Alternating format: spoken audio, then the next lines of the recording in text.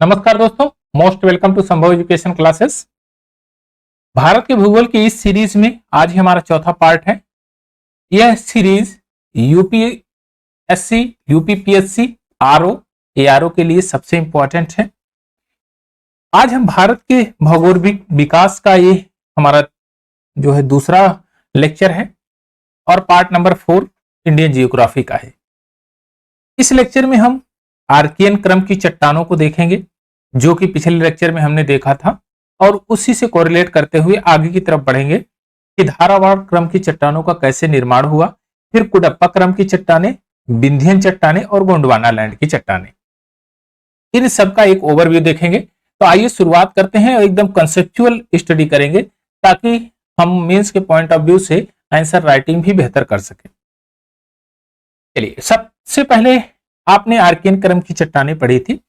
Archaean क्रम की चट्टानें ठोस थी, आग्नेय थी, और जब उसका अपक्षय और अपर्दन हुआ तो जाहिर सी बात है अपक्षय अपर्दन कहीं ना कहीं तो जमा होगा ही, और वह जमाव कहीं नदी घाटियों में या तलछट में जहां पर डेप्थ होगा वहीं पर जमा होगा, और वहां पर जो जमाव हुआ धीरे धीरे परतदार परत जमाव होने के कारण और उस पर ज्यादा प्रेशर बना तो वो चट्टानों के रूप में परिवर्तित हो गई। वही चट्टानें आपकी धारावाड़ क्रम की चट्टानें कहलाई। यानी कि धारावाड़ क्रम की चट्टानों का ओरिजिन किस क्रम की चट्टानों से हुआ है, तो कहेंगे आप आर्कियन क्रम की चट्टानों का से ये हुआ है। यानी आर्कियन क्रम के प्रथम चट्टानों की अपर्दन और निक्षेपण से बनी यह परतदार चट्टानें हैं, क्योंकि जो रॉक्स टूट टूट के परत दर परत जमे तो वो परतदार चट्टानें ही कहलाएंगी। अत्यधिक रूपांतरित अभी ये जो चट्टानें हैं पुराने काल की बनी हुई हैं, इस समय ज्यादा ये रूपांतरित हो गई हैं। इसमें जीवाश्म नहीं मिलते हैं।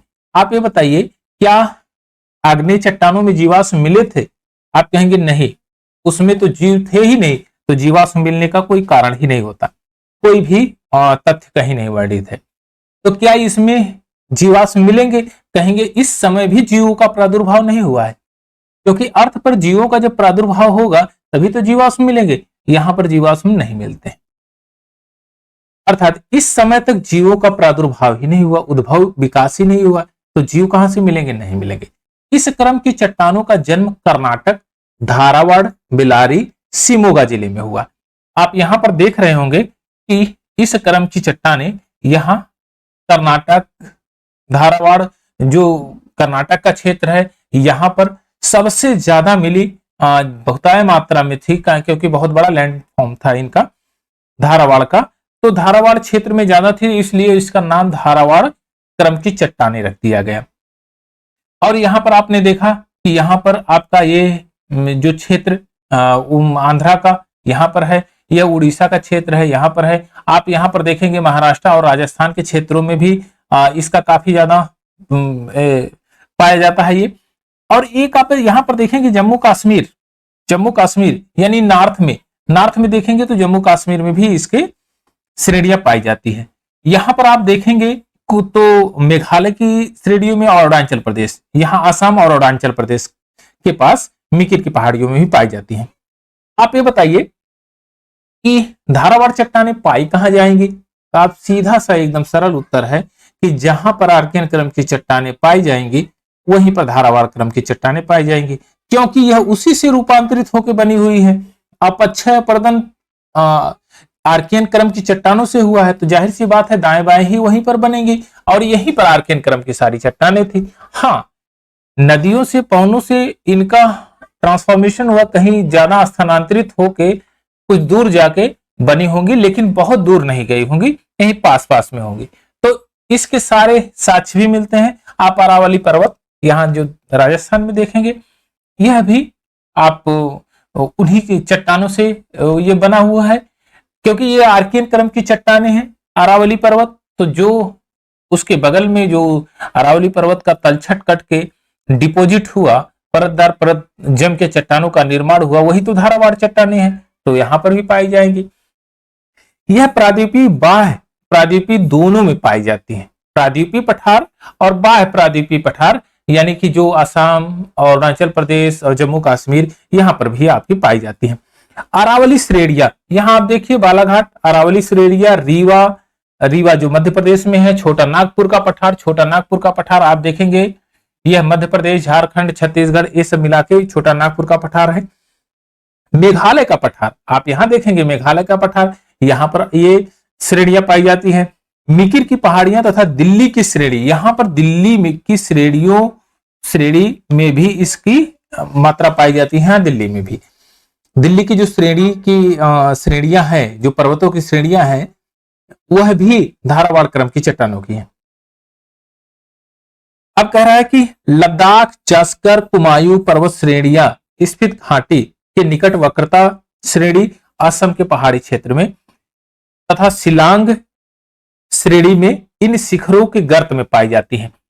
अच्छा, आप ध्यान से देखिए, थोड़ा सा दिमाग लगाएंगे हल्का सा, तो आप कहेंगे भैया ये तो जो ये चट्टाने हैं, ये सबसे पहले ये यहां से आप इस तरह से देखेंगे, यह ग्रेटर हिमालय है, ऐसा हिमालय।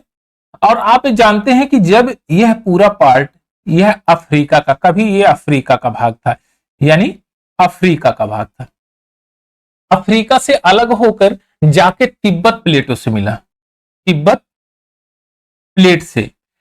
प्लेट से जाके टकराया, तो इसका हिस्सा ये सबडक्शन हो गया, अंदर की तरफ अधोगमित हो गया है।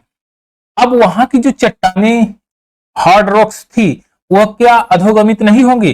होंगी जी, वह अधोगमित होंगी। तो यही चीज यहां कह रहा है, जास्कर, कुमायूं की पर्वत श्रेणियां स्थित घाटी वक्रता श्रेणी असम की पहाड़ियों तथा शिलांग की श्रेणियों की आदि शिखरों के गर्त में पाई जाती हैं, या जमीन के तलहटी में पाई जाती हैं। तो आप देखेंगे कि ये जम्मू कश्मीर का जो इलाका है यहाँ पर पाई जाती है। ये जो हिमालय की जो श्रेणियां हैं इनके गर्त में पाई जाती है, ये तो वहां पर भी पाई जाएंगी। आइए अब कुछ और धारावाड़ क्रम की चट्टानों का विशेषताएं देख लेते हैं। ये चट्टानें भारत में पाई जाने वाली चट्टानों में आर्थिक दृष्टि से सबसे महत्वपूर्ण है, सबसे इंपॉर्टेंट है ये, क्योंकि जब इसका आर्कियन क्रम की चट्टानों का इरोजन हुआ और कहीं ट्रांसफॉर्मेशन होकर डिपोजिशन हुआ, तो वहां पर परत दर परत बनी और वहां पर धातुओं का निर्माण हुआ। धातुएं कौन सी बनी? सोना, मैग्नीशियम, लोहा, तांबा, टंगस्टन, क्रोमियम, जस्ता। ये तो सब आप देखेंगे कि कोई भी हल्की धातु नहीं है। क्या हल्की धातु है? आप कहेंगे नहीं, ये तो भारी धातु है। कौन सी धातु है? भारी धातु है। यह भारी धातु होने का कारण क्या है? क्योंकि भारी पत्थर हैं, भारी मेटल्स बनेंगे। जो भी रॉक्स हैं वो एकदम हार्ड हैं, तो जाहिर सी बात है उसके जो एलिमेंट भी निकलेंगे, जो खनिज पदार्थ, जो मिनरल्स होंगे वह भी भारी होंगे। धीरे धीरे जब सॉफ्ट होंगे तो सॉफ्ट, फिर जो भी मिनरल्स मिलेंगे वो सॉफ्ट मिलेंगे। तो अभी तक धारावाड़ क्रम की चट्टानों में कौन से मिले? सोना, मैग्नीशियम, लोहा, तांबा, टंगस्टन, क्रोमियम, जस्ता, ये सब भारी धातुएं हैं। अब इसी क्रम में कहता है इन्हीं चट्टानों में फ्लोराइड, इल्मेनाइट, सीसा, सुरमा और वुल्फ्राम, अभ्रक, कोबाल्ट, एस्बेस्टस, गार्नेट, संगमरमर, ओरडम खनिज पदार्थ मिले। सब एकदम भारी भारी पदार्थ है। सोना कर्नाटक के क्वार्टर्स की चट्टानों में मिलता है। क्वार्टर्स की चट्टानों में सोने की अधिकता सबसे ज्यादा है। कहां कहां पर है? कोलार की खानों में और धारावाड़ की घाटी में। कोलार की खानों में और धारावाड़ की घाटी में, क्योंकि धारावाड़ चट्टानों में ही कोयले का सोने का प्रचुर मात्रा पाई गई। लोहा झारखंड से, उड़ीसा से, गोवा, मध्य प्रदेश, छत्तीसगढ़, कर्नाटक। तो एक लाइन में आप कह दीजिए कि लोहा झारखंड, उड़ीसा, गोवा, मध्य प्रदेश, यानी कि छोटा नागपुर के पठार में मिले। ये तो छोटा नागपुर का ही पठार है छत्तीसगढ़ तक, और फिर ये कर्नाटक आ गया इधर धारावाड़ चट्टाने। ठीक, धारावाड़ काल में ही अरावली पर पहाड़ियों का निर्माण मोड़दार पर्वतों में हुआ। ध्यान से देखिएगा, अरावली पहाड़ियों का निर्माण हुआ है। अरावली पहाड़ियों का मोड़दार पर्वतों के रूप में निर्माण हुआ है, यानी कि सबसे प्राचीनतम जो पहाड़ हमारा है वो अरावली पर्वत है, यानी कि विश्व का सबसे प्राचीनतम पहाड़ अरावली पर्वत है, जो इस समय अपने अस्तित्व को धीरे धीरे खोता जा रहा है। जाहिर सी बात है, वृद्धावस्था आएगी तो उतना उसमें जोश रहेगा नहीं, उसका भी जो है कटाव होगा, तलछट होगा और फिर उसकी भी वैल्यू घट जाएगी, यानी कि उसकी ऊंचाई घट जाएगी, उसके सारे चीज जो है निगेटिव टर्म में चलना शुरू होंगे। इसके बाद यह समतल हो गई और यह संसार के सबसे पुराने मोड़दार पर्वत में है। समतल का मतलब अब एकदम ऐसा नहीं कि अरावली पर्वत पूरी तरह से खत्म हो गया है, लेकिन हाँ काट छाट के उसमें कुछ तो प्रकृति ने काटना छाटना शुरू किया, फिर उसके बाद मानव ने उसको काटना छाटना शुरू किया, नए नए फैक्ट्रियां लगी, नए नए और जो है औद्योगिक क्रांति आई, तो वहां पर भी अगर लोग मकान बनाने लगे तो उसको भी काटना छाटना शुरू कर दिए। तो इससे उस पहाड़ियों का एकदम जो है वो लगभग समतल होने लगी, समतल के जो है समान हो जाएंगे कुछ दिन में। और किसी भी नदी का एक मेन उद्देश्य होता है कि किसी भी पहाड़ या ऊंचे भूभाग को काट के छांट के ले जाके समुद्र में डिपॉजिट कर देना। अब यह अपशिष्ट ही विद्यमान है, क्योंकि कुछ ही पार्ट उसके बचे हुए हैं जो यहाँ पर विद्यमान है। अब इसके बाद आती है कुडप्पा क्रम की चट्टानें। कुडप्पा क्रम की चट्टानें क्या है, इनको भी सीखते हैं। सबसे पहले आर्कियन क्रम की चट्टानें, उसके बाद धारावाड़ क्रम की चट्टानें, फिर कुडप्पा क्रम की चट्टानें। सबसे बड़ा यानी सबसे प्राचीन आर्कियन, उसके बाद धारावाड़, फिर कुडप्पा। तो जाहिर सी बात है, क्या इन बीच में अभी रॉक्स बने हैं क्या और पर्वत या पठार का निर्माण हुआ है? आप कहेंगे कहीं से भी निर्माण इस प्रकार का नहीं हुआ है। तो ये क्रम की चट्टानें कैसे बनी? तो आप कहेंगे कि अपर्दन, अपक्षय और अपर्दन से जब डिपोजिशन हुआ, परत दर परत चट्टानें बनी, तो वो कौन से क्रम में बनी है, कौन से काल में बनी है, उन्हीं के आधार पर उनका नामांकन किया गया। और यह तीसरा आधार है इसका, ये कुडप्पा क्रम की चट्टानें। पहली सबसे प्राचीन आर्कियन, आर्कियन का जब अपक्षय अपर्दन हुआ तो आपका धारावाड़ चट्टानें बनी, धारावाड़ का अपक्षय अपर्दन हुआ तो कुडप्पा क्रम की चट्टानें बनी। बस इतना सीक्वेंस आप समझ गए तो आपका काम हो गया। आइए, इनका निर्माण धारावाड़ क्रम की चट्टानों के अपक्षय और अपर्दन के कारण हुआ। अब अपक्षय अपर्दन क्या धारावाड़ क्रम का नहीं होगा? होगा।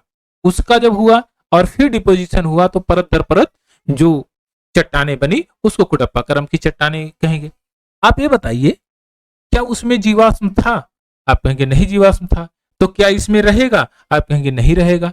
तो जीवाश्म का अभाव इसमें भी होगा, यानी जीवाश्म नहीं होंगे। इन चट्टानों का निर्माण आंध्र प्रदेश के कुडप्पा जिले के नाम पर हुआ।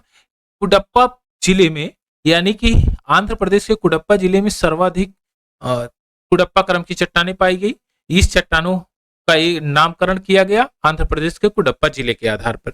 आप यहां पर देख रहे हैं, आंध्र प्रदेश के कुडप्पा जिले के आधार पर इसका नामांकन किया गया है और ये चट्टानें सबसे ज्यादा यहीं पर पाई गई। वहां पर यह एक विस्तृत क्षेत्र में पाई जाती हैं। चट्टानें आंध्र प्रदेश, छत्तीसगढ़, राजस्थान, हिमालय के कुछ क्षेत्रों में पाई जाती हैं और कृष्ण घाटी, नल्ला मलाई, चेयार श्रेणी, पापाधानी श्रेणी में विस्तृत रूप से पाई जाती हैं। बालुआ पत्थर, क्वार्टरजाइट, स्लेट, संगमरमर, एस्बेस्टस, चूने के पत्थर की चट्टानें का निर्माण इन्हीं क्रम की चट्टानों से होता है। आप ये बताइए, जब पहले रॉक्स टूटे तो कुछ हार्ड रहे होंगे, अगर वह भी टूट गई तो फिर सॉफ्ट बनी होगी कि नहीं? तो सॉफ्ट बनी होगी तो कौन सी चट्टानें बनेगी, फिर क्या उससे निर्मित होगा? तो जाहिर सी बात है, क्या लोहा बनेगा? आप कहेंगे इसमें लोहा नहीं बनेगा दोस्त, लोहा से नरम चीज बनेगी। नरम चीज क्या बनेगी? बलुआ पत्थर बनेंगे, बलुआ पत्थर बनेंगे, क्वार्टरजाइट बनेंगे, स्लेट बनेंगे, संगमरमर, एस्बेस्टस और चूना पत्थर, ये सब बनेंगे। तो चूना पत्थरों के चट्टानों का निर्माण होगा। धारावाड़ चट्टानों की अपेक्षा कुडप्पा चट्टानें आर्थिक दृष्टि से कम महत्वपूर्ण थे। आप ये बताइए कि सोना महंगा है या चूना? आप कहेंगे सोना महंगा है। तो भैया धारावाड़ चट्टानें जब सोना उगल रही हैं तो महंगा कौन होगा, कीमती कौन होगा? धारावाड़ चट्टानें। क्या कुडप्पा क्रम की चट्टानें उतनी कीमती होगी? आप कहेंगे नहीं, क्योंकि चूना तो बहुत सस्ता है और चूना उतना कीमती नहीं है। तो ये आर्थिक रूप से, आर्थिक दृष्टि से ये सबसे इंपॉर्टेंट नहीं रही। यानी कि कम महत्वपूर्ण रही। ऐसा नहीं कि अगर चूना नहीं होगा तो फिर बहुत काम रुक जाएगा, क्योंकि दुनिया सोचती है ना कि फलाने को चूना लगा दे। कोई फलाने को चूना नहीं लगाना, वो सोना नहीं लगाना चाहता है, वो चूने लगाना चाहते हैं। तो चूना का भी अपना इंपॉर्टेंस है, चूना भी होना चाहिए। इन चट्टानों में लोहा, मैग्नीशियम, कुडप्पा कर्नूल जिले में मिलेंगे और कर्नूल जिले में एस्बेस्टस, टाल्क, रंगीन पत्थर भी प्राप्त किए जाते हैं। कहीं कहीं पर जब उसके अवशेष मिलेंगे, यानी कि उसी का रूपांतरण हुआ है, तो कुछ ना कुछ मात्रा में जरूर मिलेंगे, लेकिन बहुत ज्यादा मात्रा में नहीं होंगे। यहां पर कह रहा लोहा, मैग्नीशियम कुडप्पा तथा कर्नूल जिले में मिले। कुडप्पा में आप जानते हैं कुडप्पा क्रम की चट्टानें धारवाड़ से ओरिजिन हुआ है इनका, तो जाहिर सी बात है कुछ ना कुछ अंश मात्रा जरूर रहेगी, लेकिन उतना नहीं रहेगी जितना धारवाड़ में थी। बालू का पत्थर, चूने का पत्थर, सीसा पूर्वी राजस्थान में मिलता है। अब ये पत्थर खूब ज्यादा कहाँ मिलेंगे? राजस्थान में। संगमरमर राजस्थान में। तो राजस्थान में कौन सी जगह? अरावली श्रेणी को आपने देखा ही होगा। क्या वो चट्टाने आर्कियन क्रम की चट्टाने हैं? हाँ, आर्कियन क्रम की चट्टाने हैं। उसका जब अपक्षय अपर्दन हुआ तो कौन सी चट्टाने बनी? धारावाड़ बनी है। धारावाड़ कहाँ मिलेगी? राजस्थान में मिलेगी। धारावाड़ का अपक्षय अपर्दन हुआ तो कौन सी चट्टाने बनी? कुडप्पा क्रम की चट्टाने बनी। कहाँ मिलेगा?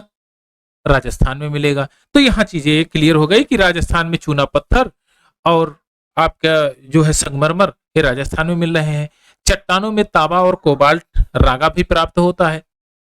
कुडप्पा क्रम की चट्टानों से ही पूर्वी घाट का निर्माण हुआ है। पूर्वी घाट का जो तट है वो कुडप्पा क्रम की चट्टानों से निर्माण हुआ है। आप कुडप्पा क्रम की चट्टाने देखेंगे, डिपोजिशन, इरोजन डिपोजिशन होगा जब इनका धारावाड़ की क्रम की चट्टानों से जो टूट के बनेंगे, तो उससे पूर्वी क्षेत्र में, यानी पूर्वी क्षेत्र जो आपका पूर्वी घाट है, जो पूर्वी घाट है ये पूर्वी घाट है, तो यहाँ पर भी इनकी बहुतायत मात्रा पाई जाएगी, लेकिन बहुत ज्यादा ना होते हुए कुछ मात्राएं कम है, क्योंकि यह अपक्षय अपर्दन के कारण बनी है, तो इसकी मात्रा कम है, लेकिन कुछ ना कुछ तो है ही। चलिए, अब उसके बाद आती है विंध्यन क्रम की चट्टाने। विंध्यन क्रम की चट्टाने, आप ये बताइए कुडप्पा क्रम की चट्टानों के बाद विंध्यन क्रम की चट्टाने बनी, तो इनके भी कुछ अंश जरूर रहे होंगे, लेकिन इनका जो एक पर्टिकुलर रीजन है, जो एक क्षेत्र है, वह विंध्याचल है। विंध्यन क्रम की चट्टाने विंध्याचल के नाम से पढ़ा, विंध्याचल क्षेत्र में सबसे ज्यादा विंध्याचल क्षेत्र में पाई गई। चलिए, अब कह रहा है कुडप्पा क्रम की चट्टानों के बाद ये बनी है, ठीक है, विंध्याचल के नाम पर इसके विंध्यन क्रम की चट्टाने हो गया, बड़ा नाम इसका। यह परतदार चट्टाने है। डिपोजिशन हुआ होगा रॉक्स का, उस प्रेशर बना होगा, उसके ऊपर कई बसों से उस पे लोड पड़ा होगा, वो पत्थर में परिवर्तित हुई होंगी, लेकिन वह परत दर परत जब बन के तभी तो उस पे भार बढ़ा और उसका फिर पत्थर में परिवर्तित हुआ, तो वह परत कभी खत्म नहीं होगी। उसी को बोलेंगे परतदार चट्टाने, जिनका निर्माण जल के निक्षेपों द्वारा हुआ है। जल के निक्षेप द्वारा, यानी कि सागरों द्वारा, नदियों द्वारा जल का निक्षेप किया गया, इरोजन किया गया और कहीं डिपोजिशन किया गया, उससे निर्माण हुआ है। यह निक्षेप समुद्र व नदी घाटियों में एकत्र हुए। आप जानते हैं कि अगर पानी बहेगा तो लास्ट कंडीशन कहाँ उसकी होगी? पहले तो शुरुआत करेगा पहाड़ों से, खूब नवयौवन बन के चलेगा, यानी युवावस्था में। अब बुढ़ापा, वृद्धावस्था कहाँ होगी? एकदम समुद्र के मुहाने पर, वहीं पर डेल्टा बनाएगी, तो वहां पर डिपोजिशन कर देगी। जब वृद्धावस्था में तो भाई गठरी ढोने की औकात रहती नहीं है, अब बहुत ज्यादा माल बटोर लिए हो तो जाहिर सी बात है दाएं बाएं आपको छोड़ना पड़ेगा, नहीं तो फिर आप आगे बढ़ ही नहीं पाइएगा। वही कंडीशन यहाँ पर होती है। नदियां जब ऊपर पहाड़ों का कटाव करती हैं तो बड़े जोश से करती है, लेकिन जब मैदानी भागों में आती हैं तो उनकी गति थम जाती है। तो जब गति थम जाती है तो जो छोटे छोटे रॉक्स हैं, जो वहां से अवशेष लेकर चल रही हैं, वह वहीं पर डिपॉजिट करने लगती है, और वही चीजें सबसे ज्यादा दूर तक ट्रेवल करती हैं। जिनका भार कम होगा वह ज्यादा दूर तक ट्रेवल करेंगी, जिनका भार ज्यादा होगा वह धीरे धीरे धीरे धीरे नदी के बहाव के साथ रुकती चली जाएंगी। जैसे बहाव कम होगा और डिपोजिशन ज्यादा होगा। विंध्यन क्रम की चट्टानों से प्राप्त होने वाला बलुआ पत्थर इस तथ्य का घोतक है कि विंध्यन क्रम गंगा के मैदान आप यहां पर देखेंगे, दक्कन के पठार मध्य जल विभाजन की एक रेखा बनाता है। आप जब जल विभाजन पढ़ेंगे तो ड्रेनेज सिस्टम ऑफ इंडिया तो कुछ इस प्रकार से पढ़ेंगे। ये जल विभाजन है, भारत का जल विभाजन, ये आपका जल विभाजन। ये जब हम जल विभाजन इसमें नदी तंत्र पढ़ेंगे, ड्रेनेज सिस्टम ऑफ इंडिया, तो उसमें हम इस चीज को समझेंगे कि क्यों ऐसा है और क्यों नदियां अरब सागर में, कौन कौन सी नदियां अरब सागर में गिरती हैं, कौन बे ऑफ बंगाल में गिरती है। फिलहाल के लिए इतना हमारे समझ में आ गया कि ड्रेनेज सिस्टम यहां से यहां तक ऐसे है। इधर की जो नदियां हैं यह इधर गिरेगी और ये बे ऑफ बंगाल में, ये नदियां अरब सागर में गिरेगी और दाहिने साइड में ये जो नदी है ये बे ऑफ बंगाल में गिरेगी। आइए अब आगे की तरफ बढ़ते हैं। इन क्रम की चट्टानों में लगभग 1 लाख वर्ग किलोमीटर क्षेत्र पर फैली हुई है। पूर्व में बिहार के सासाराम रोहतास क्षेत्र से लेकर, आप यहां से देख रहे हैं, पूर्व में बिहार के सासाराम रोहतास क्षेत्र को लेकर और पश्चिम में राजस्थान तक, कहां तक, पश्चिम में राजस्थान तक, पश्चिम में राजस्थान तक फैली है। आप यहां पर देखेंगे तो ये आपका क्षेत्र पूरा नजर आएगा। ये आपका यहां पर, ये राजस्थान में भी यहां पर फैली हुई है। चलिए, राजस्थान के चित्तौड़गढ़ प्लेस तक फैली हुई है। उत्तर में आगरा से लेकर दक्षिण में होशंगाबाद तक विस्तृत है। इसकी अधिकतम चौड़ाई आगरा तथा नीस में है। यहाँ जो सेंटर पार्ट है, सेंट्रल पार्ट है, यहाँ सबसे ज्यादा चौड़ाई है। भांगर, बीजवार तथा कैमूर श्रेणियां इसी क्रम की चट्टानों से निर्मित है। कौन कौन सी? भांदर, बीजवार, कैमूर की श्रेणियां इसी चट्टानों से निर्मित है। इसमें चूने का पत्थर, बलुआ पत्थर, चीनी मिट्टी, अग्नि प्रतिरोधक मिट्टी और वर्ण मिट्टी इसी से मिलती है। आप ये बताइए कि अब रॉक्स धीरे धीरे टूट के परिवर्तित होके वो दूसरे क्रम की चट्टानों में परिवर्तित हो रहे हैं। तो पहले जो हार्ड रॉक्स रही होगी, उसके बाद सॉफ्ट हुई होगी, उसके बाद सॉफ्ट हुई होगी, उसके बाद सॉफ्ट। तो जाहिर सी बात है जो सबसे छोटा वाला होगा कण वो सबसे सॉफ्ट होगा। तो बलुआ पत्थर भी इसमें मिलेंगे वही सॉफ्टनेस के साथ। चीनी मिट्टी आप जानते हैं, कप में चाय तो पिए ही होंगे सुबह, तो चीनी मिट्टी के वो जो बने हुए कप हैं आपके, वो विंध्यन क्रम की चट्टानों के बने हुए हैं। अग्निरोधक मिट्टी भी यहां से मिलती है आपसे, और ये वर्ण मिट्टी भी यहां से प्राप्त होती है। चूने का पत्थर सीमेंट उद्योग का सबसे ज्यादा इंपॉर्टेंस फैक्टर है। ये चूने का पत्थर सीमेंट उद्योग के लिए सबसे महत्वपूर्ण है। बलुआ पत्थर जो कि लाल रंग का है, इमारतों के निर्माण में सबसे ज्यादा सहायक है और बहुत ज्यादा शानदार भी लगता है। इसका आपने खूब बढ़िया से देखा हुआ होगा नजारा। सांची का स्तूप देख लीजिए, दिल्ली का लाल किला देख लीजिए, जामा मस्जिद देख लीजिए, आगरे का किला देख लीजिए, सिकंदरा, फतेहपुर सिकरी, ये सब लाल पत्थरों से उसी से बनाए गए हैं। तो आप कह सकते हैं कि ये सब जो पत्थर हैं वो विंध्यन क्रम की चट्टानों के पत्थर हैं। इन क्रम की चट्टानों के खानों से पन्ना तथा गोलकुंडा के से हीरे प्राप्त होते हैं। हीरे भारत में कहाँ की खानों से प्राप्त होते हैं? पन्ना तथा गोलकुंडा की खानों से प्राप्त होते हैं, ये ध्यान में रखिएगा। और कौन से, आपसे पूछ लिया जाए कौन से क्रम की चट्टानों से प्राप्त होते हैं हीरे, तो विंध्यन क्रम की चट्टानों से प्राप्त होते हैं हीरे। चलिए थोड़ा सा और आगे की तरफ बढ़ते हैं, और यहां तक तो हमारा ये फिनिश हुआ चट्टानों का सिलसिला। आगे और भी चट्टानें मिलेंगी और उनको हम सीखेंगे कि गोंडवाना चट्टानें कौन सी है, लेकिन उसके युग तक जब पहुंचेंगे तभी तो सीखेंगे।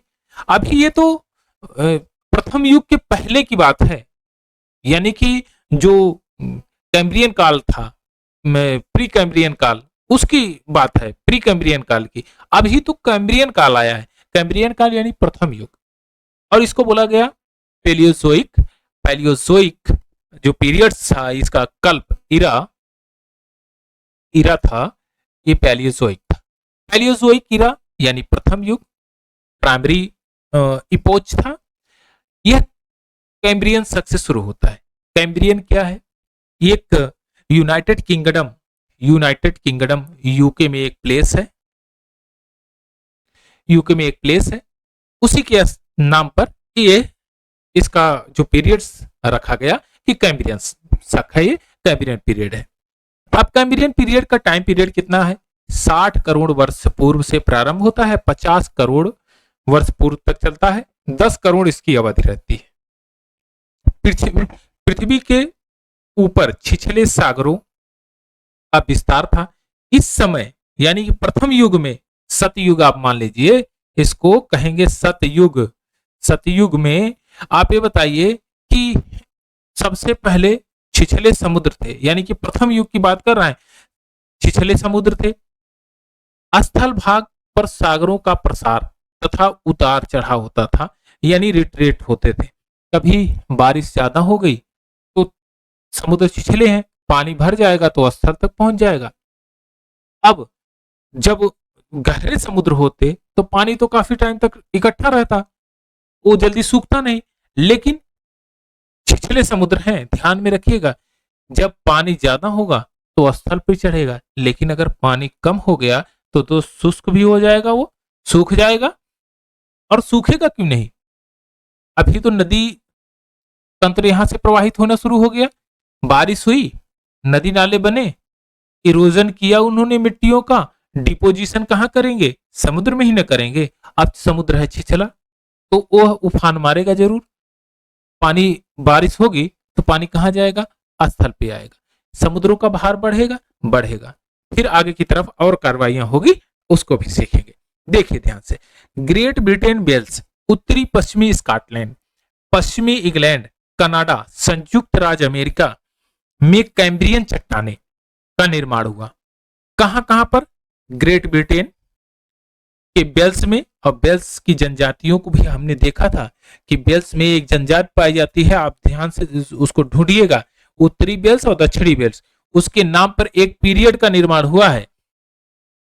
उत्तरी पश्चिमी स्कॉटलैंड, पश्चिमी इंग्लैंड, कनाडा, संयुक्त राज्य अमेरिका और कैम्ब्रियन में कैम्ब्रियन युग की चट्टानों का निर्माण हुआ। इन सभी का लोकेशन आप एक बार देख लीजिएगा मैप में, आपका एकदम कंठस्थ हो जाएगा। यूरोप महाद्वीप में ज्वालामुखी क्रिया संपन्न हो गई, वॉल्केनो एक्टिविटीज शुरू हुई थी। कहां पर? यूरोप महाद्वीप में। पर्वत निर्माण के लक्षण कहीं भी नहीं मिलते हैं, पर्वत निर्माण के लक्षण कहीं भी नहीं मिलते हैं। धरातल पर सर्वत्र गर्म समान जलवायु का विस्तार था। वनस्पति का उद्भव अब तक केवल सागर तक ही था। जल ही जीवन है, तो जल सबसे पहले जहां पर होगा वहीं पर जीव उत्पन्न होंगे। आप जाहिर सी बात है, अगर इतना देखना है जीव कैसे उत्पन्न होते हैं, तो एक बार जाइए अपने तालाब से एक लोटा पानी ले आके रखिए, और 5-6 दिन के बाद आप देखेंगे या 10 दिन के बाद आप देखेंगे तो उसमें जीव पनपना शुरू हो जाएंगे, छोटे छोटे, चाहे फंगल के रूप में या कुछ और। आप उसमें जीव नहीं डाले हैं, लेकिन वो जीव फनक जाएंगे, उसमें छोटे छोटे जीव उत्पन्न हो जाएंगे। यही कंडीशन उस समय हुई। वनस्पतियों का उद्भव विकास सागर तक सीमित था। सागरों में प्रायः रीढ़ वाले जीवों का उद्भव विकास हुआ। ध्यान में रखिएगा, यहां से रीढ़ वाले जीव उत्पन्न हुए। और जबकि प्री कैम्ब्रियन काल में हुआ तो वहां पर भी जीवों का विकास, लेकिन वह बिना रीढ़ वाले थे, इनवर्टोब्रेटा जो थे, बिना रीढ़ वाले जीव। इनकी लगभग 1000 प्रजातियां सम्मिलित थी। अच्छा खासा विकास इन्होंने कर लिया था, 1000 प्रजातियां। फिर उसके बाद आता है आर्डोविशियन शक। आर्डोविशियन क्या है, पहले इसको समझते हैं। उत्तरी वेल्स का नाम आपने सुना होगा, जस्ट अभी आपने पीछे पढ़ा है।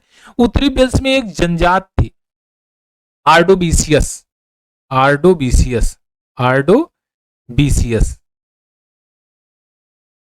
आर्डोबिसियस एक जनजात, उसी के नाम पर इसका नामकरण किया गया कि यह आर्डोबिसियस शक है, यानी आर्डोबिसियस इरा पीरियड, सॉरी इरा नहीं, पीरियड। इरा तो आपका ये ही चल रहा है, कैम्ब्रियन का है। इस युग का प्रारंभ आज के 50 करोड़ वर्ष पहले हुआ। कब हुआ था? 50 करोड़ वर्ष पहले। और समाप्ति कब? 44 करोड़ वर्ष पहले हुआ। कितने टाइम पीरियड रहेगा? तो 6 करोड़ आप कह सकते हैं। करोड़, 6 करोड़, 6 करोड़ वर्ष पूर्व, 6 करोड़ वर्ष पूर्व आपने देखा कि 6 करोड़ वर्ष पूर्व इसका जो है 6 करोड़ इसका टाइम पीरियड था। सागरों का उतार चढ़ाव खूब हो रहा इस समय, क्योंकि जब बारिश होगी तो छिछले समुद्र है तो ऊपर की तरफ धरातल की ओर चढ़ेंगे, और जब बारिश खत्म होगी, धूप होगी तो सूख जाएंगे। कुछ छिछले सागरों में बालू तथा कीचड़ का जमाव बढ़ता चला गया, जिस कारण से सागर शुष्क हो गए। जाहिर सी बात है, अब मान लीजिए यह सागर है, यह सागर है कटोरा, और इसमें पानी भरा हुआ है, वाटर बॉडी,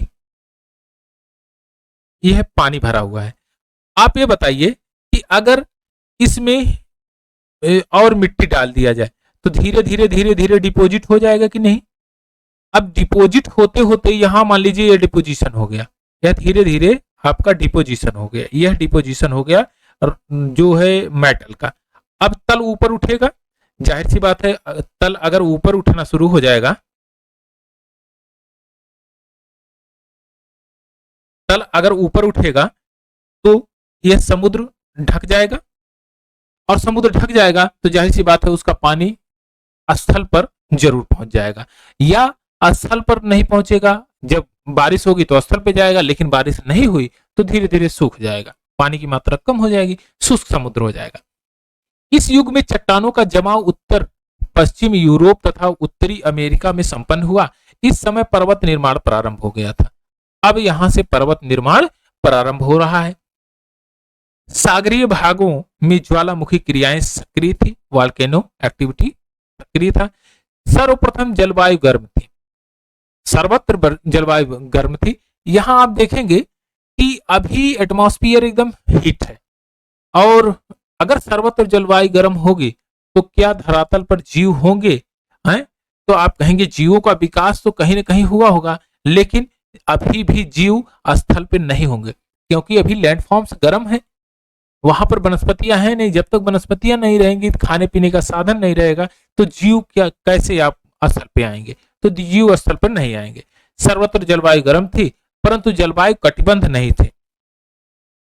वनस्पति जीव केवल सागर तक ही सीमित थे, केवल रीढ़ वाले जीव का विकास हुआ था, और स्थल भाग जीव विहीन थी, स्थल भाग पे जीव नहीं था। अब आता है सिल्यूरियन शक। सिल्यूरियन क्या है? सिल्यूरियन दक्षिणी बेल्स में, दक्षिणी बेल्स, दक्षिणी बेल्स में एक जनजाति है सिल्यूरियन। सिल्यूरियन जो है जनजात है सिल्यूर नाम से, ये जनजाति का नाम है सिल्यूर, सिल्यूर, और इन्हीं जनजाति के नाम पर इसको कहा गया सिल्यूरियन पीरियड। यह सिल्यूरियन पीरियड 44 करोड़ वर्ष पहले शुरुआत हुई और 40 करोड़ वर्ष तक चला। लगभग 4 साल इसका 4 करोड़ वर्ष इसका पीरियड रहा। इस प्रकार इस युग में कुल 4 करोड़ वर्ष रहा पीरियड। इस समय सागर तल में सामयिक उतार चढ़ाव होता रहा, जिस कारण से भूपटल में परिवर्तन प्रारंभ हो गया और पर्वत निर्माण की प्रक्रिया शुरू हो गई। परंतु आर्डोविशियन की अपेक्षा ज्वालामुखी क्रिया कम हो गई। जैसे ही पर्वत निर्माण की बात किया, पर्वत निर्माण शुरू हुआ, ज्वालामुखी एक्टिविटी कम हो गई। इसमें बताया गया सिल्यूरियन काल में ज्वालामुखी एक्टिविटी कम थी। औसत रूप से जलवायु गर्म थी, सर्वत्र समान जलवायु थी, परंतु कुछ क्षेत्रों में अपेक्षाकृत शुष्क जलवायु थी। स्थल पर वनस्पतियों का जन्म हुआ, परंतु इसमें वनस्पतियों में पत्तियां नहीं थी। आपने देखा होगा नागफनी का पौधा, क्या बड़ी बड़ी पत्तियां होती हैं? ये छोटी छोटी पत्तियां होती हैं? नहीं, कांटे होते हैं वो। तो वैसे कटीली झाड़ियों के रूप में ये वनस्पतियों का विकास हुआ। अच्छा, ऐसा कटीली झाड़ियां क्यों? क्यों उसमें गुलाब का फूल नहीं निकला? क्यों गेंदा का फूल नहीं निकला? कारण क्या होगा? कारण ये होगा कि जो कटीली झाड़ियां हैं, जो कांटे वाले पौधे हैं, वह पानी का उत्सर्जन सबसे कम करते हैं। और पहले उसी का विकास होगा जो उस परिस्थितियों से लड़ने योग्य होगा। क्या गेंदा और चमेली का फूल वहां पर खिलेगा? कहेंगे एकदम नहीं खिलेगा, क्योंकि एटमॉस्फेयर अभी हीट है, बहुत ज्यादा अत्यधिक गर्म है। तो गर्म प्रदेश में जो भी वनस्पतियां उगती हैं, जो कटीली वनस्पतियां होती हैं, वो बाष्पोत्सर्जन कम करती हैं, वही वो उग सकती हैं। तो उस समय जो वनस्पतियां होंगी उसमें पत्तियां नहीं होगी। इस प्रकार इन वनस्पतियों के अवशेष ऑस्ट्रेलिया में पाए जाते हैं। सागर में रीढ़ वाले जीवों की किस्मों का विस्तार हुआ है। अब विकास होता है रीढ़ वाले जीवों का एकदम भयंकर तरीके से। अभी धीरे धीरे इनका डेवलपमेंट होता है। वनस्पतियों के प्रकार में भी विकास हुआ और प्रवाल कोरल लीव्स का भी प्रादुर्भाव हुआ। सर्वप्रथम में बड़े पैमाने पर वनस्पति का विकास हुआ और विस्तार हुआ है। स्थल पर प्रथम बार पौधों का जन्म हुआ। पौधे कौन से होंगे स्थल पर? तो आप कहेंगे पौधे वही होंगे जिसमें कटीली झाड़ियां जैसे होंगे, या उसमें पत्तियां नहीं होगी। तब पत्तियां आएगी जब एटमॉस्फेयर थोड़ा सा टेम्परेचर कम होगा। अगर टेम्परेचर कम होगा तो प्रत्येक जो पौधे हैं नॉर्मल लाइफ में जो उगने वाले हैं वही वहां सरवाइव कर सकते हैं, अदरवाइज कोई सरवाइव नहीं कर सकता है। अब यहां पर ध्यान से देखिएगा, एक चीज और आपसे कहा गया, coral leaves, coral coral reefs का यहां प्रादुर्भाव होता है। आप ध्यान से देखिए, थोड़ा सा एक मैप आप देख लेंगे तो आपके दिमाग में एक चीज एकदम बैठ जाएगी कि कोरल लीव्स भैया होगी कहां पर, कैसे कैसे होगी। ये एक मैप हम ड्रा कर लेते हैं, जनरल मैप। चलिए नॉर्थ अमेरिका का कर लेते हैं पहले।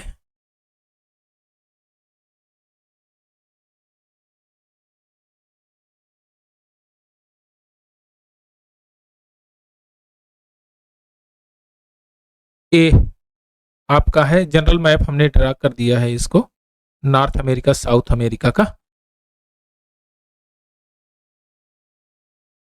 इस प्रकार ये आपका यहां पर ये पनामा है, पनामा कैनाल का हिस्सा।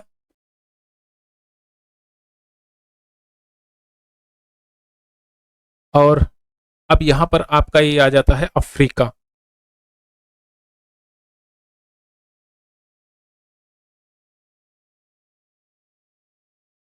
अफ्रीका का ये हिस्सा है।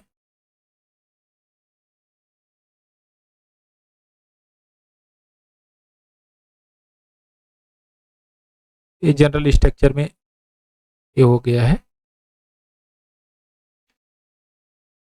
आप इसको बस इतना समझिए कि एक हल्का फुल्का स्ट्रक्चराइज वे में इसको हमने ऐसे ड्रा कर दिया। यहाँ पर इसको मिला दीजिए, यहाँ पर कुछ गैप हैं जो झीलें हैं आपका, यहाँ पर कुछ कंट्रीज हैं। ये अफ्रीका हो गया आपका।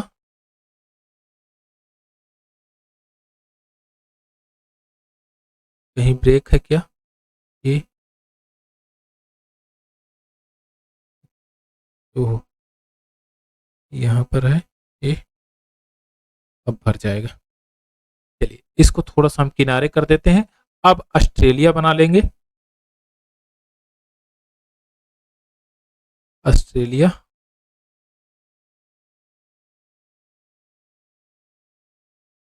चलिए यहाँ पर हमने इसको बना लिया। ये चाइना यूरेशिया इधर करते हुए एक प्रकार से ये चीजें बन जाएगी आपका। ये वाला हिस्सा यहाँ से कट करके ये बन गया। ये आपका पहुंच जाएगा ग्रीनलैंड का टाइप में। और आपका यहाँ पर ये आपका हो जाएगा ऑस्ट्रेलिया। ऑस्ट्रेलिया,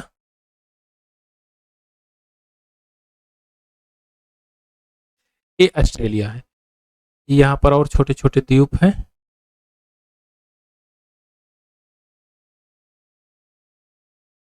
ये द्वीप है।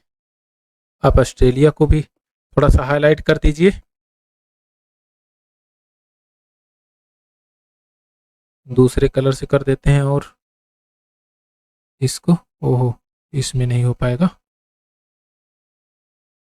कहीं से ब्रेक। और ये आपका जो है प्यारा भारत,